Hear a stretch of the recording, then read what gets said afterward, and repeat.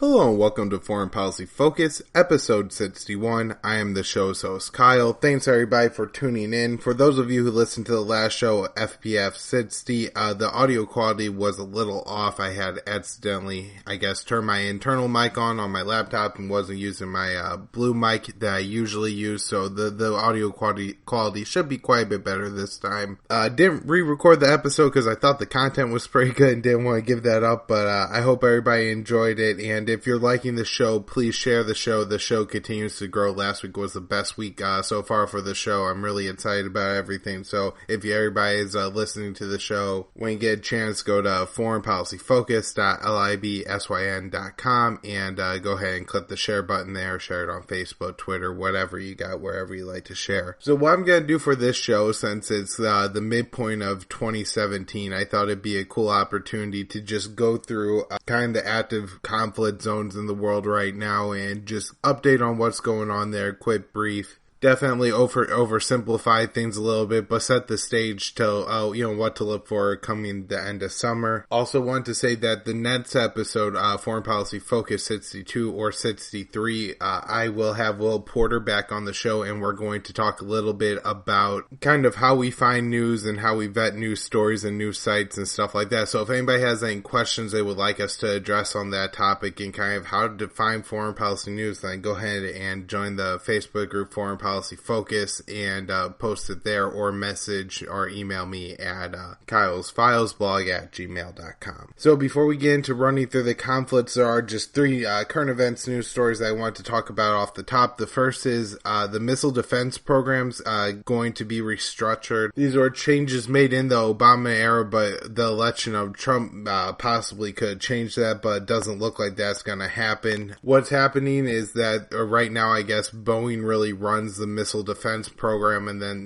researches the missile defenses with money given to them by the U.S. government, and then sells the United States weapons built off of that research. What the government's going to do now is they're going to transition that and really put it under, I guess, the Pentagon. I guess there's a lieutenant general that will be in charge of it, and then they're going to outsource the contracts to different companies. Really funny, I read an article written by somebody who worked for a think tank and said, I have no bias here. My think tank gets funded by all of the members of the, military industrial complex, not just Boeing, who, currently gets all the contracts. So he said, it doesn't matter to me whether it all goes to Boeing or if it goes to Boeing, Lockheed, and Raytheon, either way we're getting paid. And so I guess just funny that the people who are in charge of setting policy and opinion and who publish these really important opinion papers that are then used by the media and the government to justify military interventions overseas, they're all funded by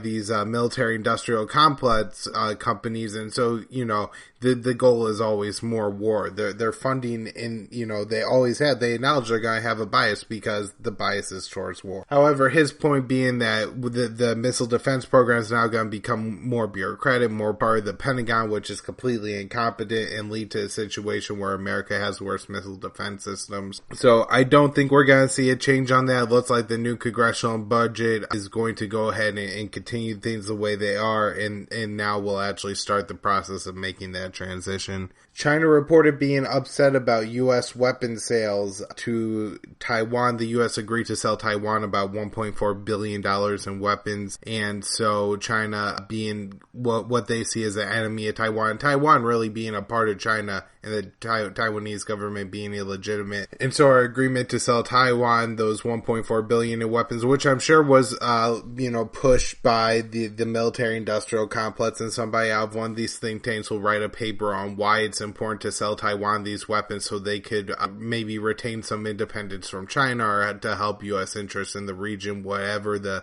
situation is, that the U.S. is justifying to sell billions of dollars worth of weapons to Taiwan. Of course, this will enrich, I believe the State Department gets like 7% of the deal or something, but it'll really enrich the military industrial companies, which all, of course, donate to Congress and the think tanks, and the whole, process runs around there. There's also an interesting quote by Lieutenant General Piggy, I guess Piggee, if anybody wants to look it up. He said that the United States did not care about civilians being killed in the 2007 surge in Iraq. Just adds to, why we end up where we're at in Iraq today, where there's tons of insurgents and they're all trying to carry out suicide bombings against the United States. There's still, I guess, a small contingent of ISIS fighters left in West Mosul holding out fighting, but ISIS is certainly carrying out terrorist attacks all across Iraq right now. And if you look at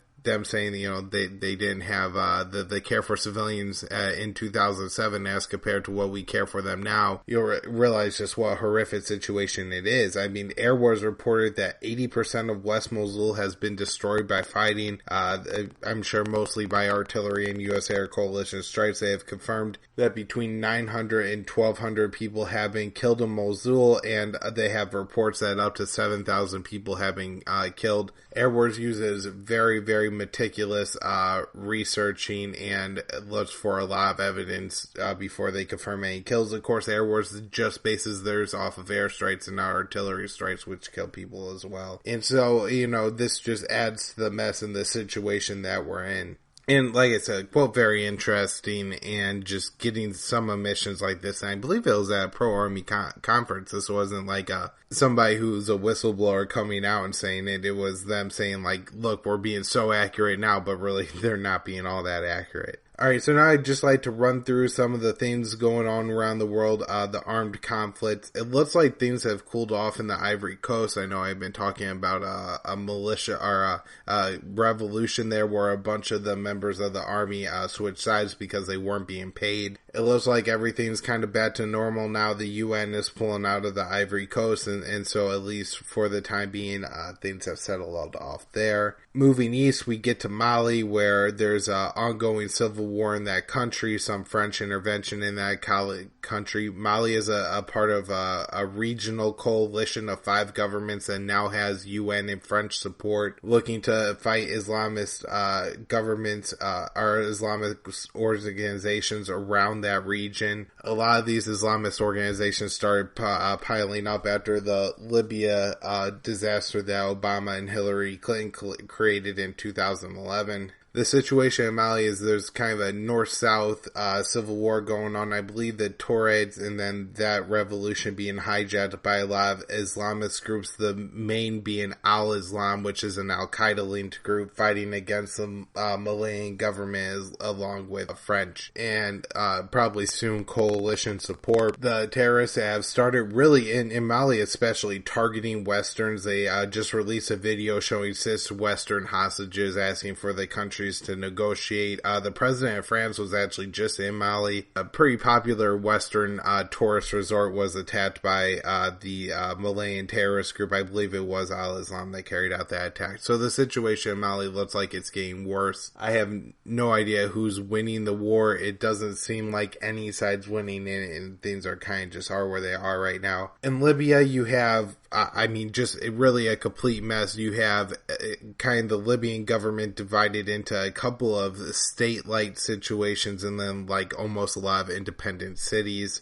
You have a UN-backed government in the west of that country. There's a parliament. There's a leadership to that government. However, it isn't recognized by most of the country. In the east of the country, you have General Haftar, which was a former CIA plant and now is backed by Russia and the UAE flying missions against the UN, US-backed government in Libya. ISIS and jihadist groups are running around that country carrying out attacks. Of course, the U.S. In Obama's waning days in office launched about 500 airstrikes into Libya to kick the terrorists out of CERT. In the southwest of the country, you have some oil in that region, and so the oil companies provide a lot of security. You have several towns around the region, oasis towns, where there's, some water, people spring up. In those regions, a lot of the cities are independent. A lot of the different ethnic groups around those cities have fought wars against each other during the year since the fall of the Gaddafi government, and so I guess largely now there's really nobody to rally behind. The big news coming out of Libya is Saif Gaddafi, who from my understanding was one of the Gaddafi sons that would have either been picked by Gaddafi himself or one of the top 2 or 3 sons that would have been led to rule the country after Gaddafi's death. By the order of the Haftar government, he was released from a prison where he was held by a militia group. He then returned to areas of Libya held by the Haftar government, so a lot of people are wondering if maybe Saif Gaddafi could be the man that the country rallies behind and then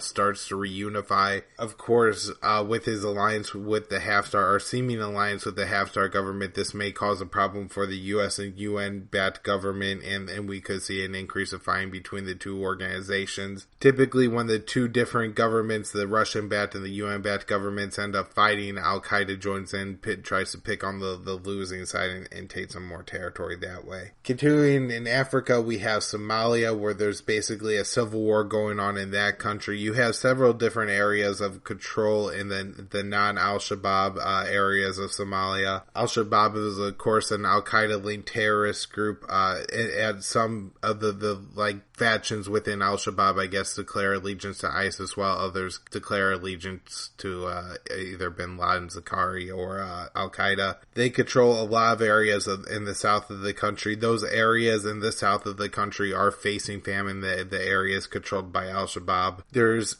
territories in Africa, or in Somalia, that are kind of independent in either falling under Ethiopian control, African Union control, or kind of the US, UN-backed Somalian government. They all seem to kind of agree in to fight Al-Shabaab. I don't know if there's any potential conflict between any of the other governments. The big issue right now is that Al-Shabaab carries out terrorist attacks in Mogadishu and other big cities around Somalia, and the U.S. is actively trying to get them out. Donald Trump, in the beginning of his term, declared the areas of Somalia controlled by Al-Shabaab an area of active hostility, which loosened the limitations of U.S. government being able to carry out airstrikes and raids in Somalia. We've already seen one U.S. Special Forces soldier die in Somalia from being ambushed by Al-Shabaab. The U.S. has carried out a lot of airstrikes against Al-Shabaab and has claimed to kill Al-Shabaab leadership since Trump took office, but it doesn't seem to really be affecting much in the area. One of the big problems with the Al-Shabaab control and the war is just the people there are facing famine, so the more conflict it is, the harder it is to get food aid to the groups. Also, if the U.S. is fighting a war against Al-Shabaab, it's harder for international groups to work with the terrorist organization in order to feed the people that are living in the area. Next, we'll jump across the Red Sea to Yemen. In the northwest of the country, you have the Houthis, who are rebels who took the capital city of Yemen and forced the government of Yemen to flee to the south and really establish a new capital in the southern port city of Aden. The official Yemeni government doesn't have much of a military within Yemen backing it. The Saudis and the UAE are really helping to lead a war against the Houthis in order to reinstate Hadi into control of the country. For the most part, this conflict seems like a stalemate.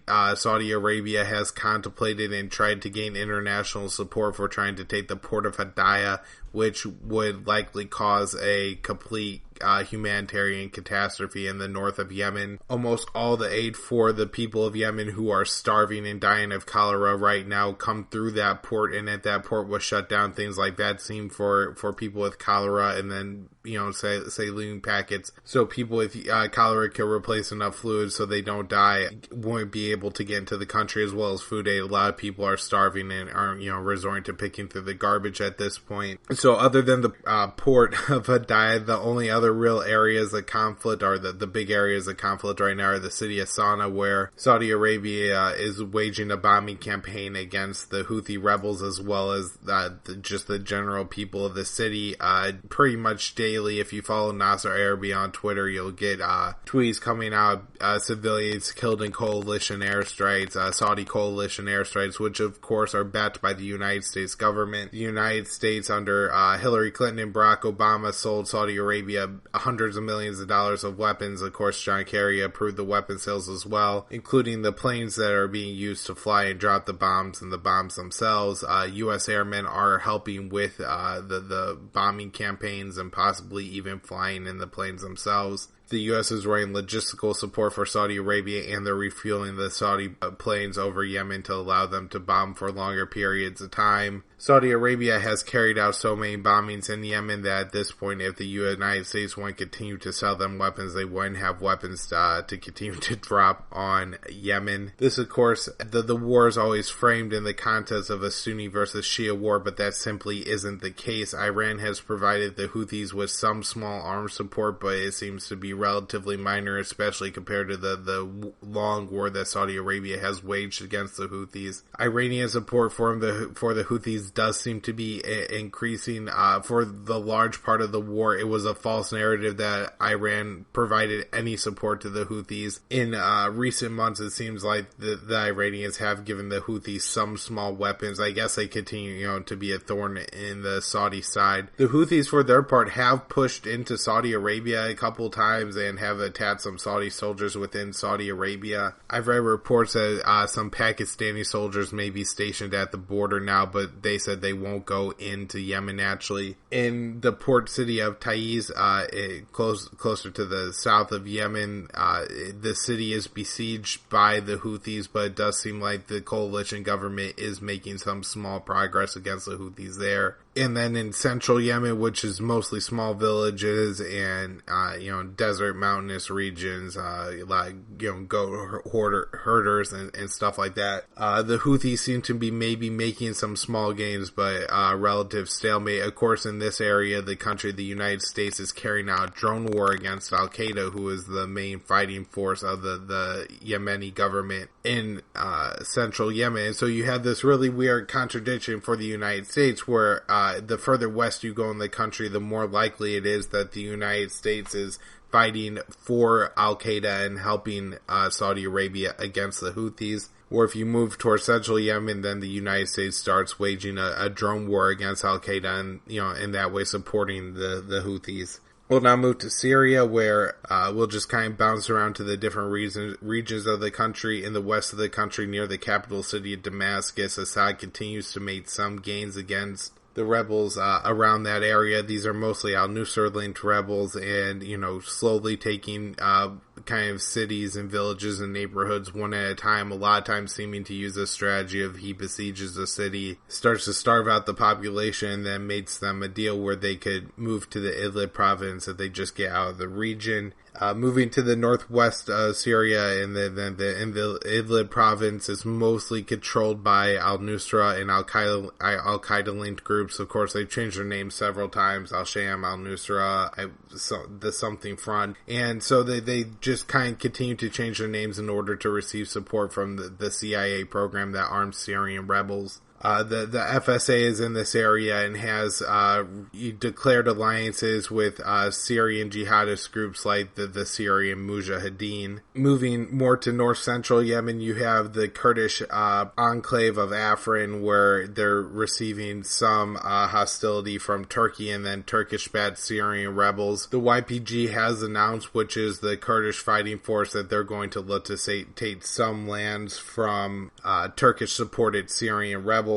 For Turkey's part, North Syria, they're launching kind of a large resettlement campaign where they're taking people and groups of people who are hostile towards the Assad government and resettling them in areas along the Syrian-Turkish border. If you move to northeast Syria, you have the Turkish and Syrian border where the Kurds control the area along that border, and you have increased fighting and hostilities in that region. The U.S. recently sent some special operators to the region to try to prevent any additional fighting there.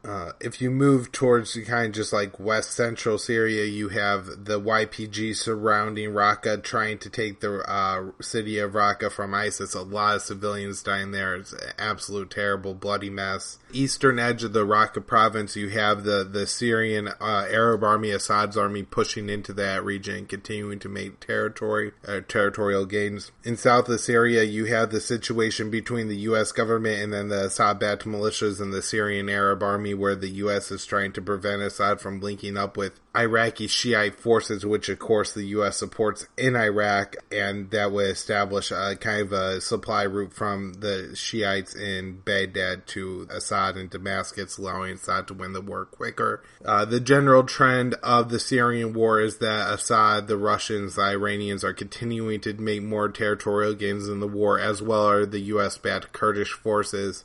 ISIS is losing territory, and as this happens, it seems that the other forces are starting to turn on each other quicker. You have U.S. allies and NATO allies in Turkey starting to turn on the U.S. allies in Syria, Kurds, and fight more there. The U.S. is trying to prevent Assad from making territorial gains, so the U.S. could make the gains with the Kurdish and the U.S.-backed rebel forces. You have the U.S. continuing to arm Syrian rebel groups, including those linked to jihadists in the province, largely being completely controlled by Islamist groups. Moving to Iraq, the liberation of Mosul is apparently nearly complete. ISIS holds just a little tiny sliver left. Like I said before, over 80% of the west part of Mosul has been destroyed in the fighting, with all the artillery and then air deaths. Like I said, Air Wars says up to 7,000 deaths, and so it's just absolutely a terrible situation in Mosul. I believe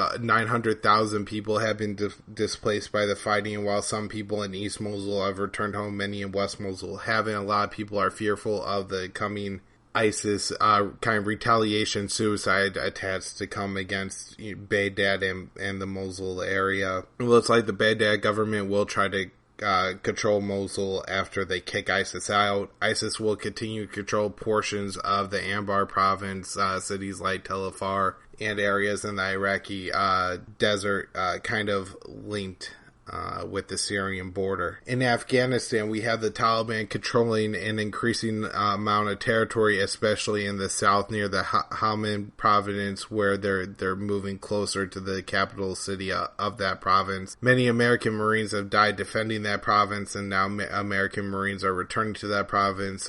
Trump is eyeing a 4,000 troop increase in Afghanistan. ISIS is also making some gains in Afghanistan, but they seem to be mostly against the Taliban from what I could tell. They have established some more of a foothold in the north of the country, but their main foothold is in the east in the Nangarhar province. In that area, they've actually recently turned two Taliban groups into ISIS groups, and so the fear there is, increasing jihadism, and if the government can hold, of course, the U.S. Bagram air base there, that's just massive, will hopefully be enough to fight off the Taliban for some time. So moving to Ukraine, where we have at times the Ukrainian government aggressing against the Ukrainian rebels that kind of are in the border regions with Russia and that country. The Minsk Treaty seems to be holding for the most part, but a few flare-ups every now and then, mostly when John McCain and Lindsey Graham take trips over to Ukraine and stir up some trouble with the Ukrainian troops. But other than that conflict, while it has the most potential danger with conflict between Russia and the West, seems to be the one that's kind of not flared up too much right now. I mean, looking forward to the rest of 2017, things could get a lot worse, things could get a lot better. It really all depends on Donald Trump. Trump, for his part, has seemed to really have taken the establishment line on foreign policy, has not put any effort into overturning any of the Obama policies in foreign policy, and has doubled down in most of them. I guess one of the few improvements of Donald Trump over Barack Obama is his Afghani surge will not be quite as big, but Trump seems almost more willing than Obama and even at times Hillary Clinton to wage war against Assad and Syria. Philip Girardi wrote an excellent article arguing that the United States is really already in war in Syria. We've agreed to stay and it seems like at least in the Kurdistan region for up to 10 years, and who knows how long we'll have that base at Al-Tamf that'll continue to be an outpost for the U.S. to try to establish some sort of control in the region against the Syrian government with the group of Syrian rebels that we've trained there. Overall, the forces that seem to be increasing in power are the jihadist groups, whether it's the Taliban and the ISIS creeping up in Afghanistan, the U.S. air war against the Houthis in Yemen that's really helping Al-Qaeda, and Al-Shabaab controlling areas of Somalia and Mali, the jihadist forces aligning with the the kind of Arab Spring type rebel movement there in Libya, just absolute failed state, and who knows what's going to happen. A lot of it seems to depend on Sadiq Gaddafi, so I would say a lot more chaos. I'm sure I'll never have a lack of news to talk about on this show, so I hope everybody enjoyed this, and like I said, doing a show with Will Porter this week, so if anybody listens to the show in the next day or so and wants to send us a question to answer, go ahead and send it along. Thanks everybody, and I will see you on Wednesday.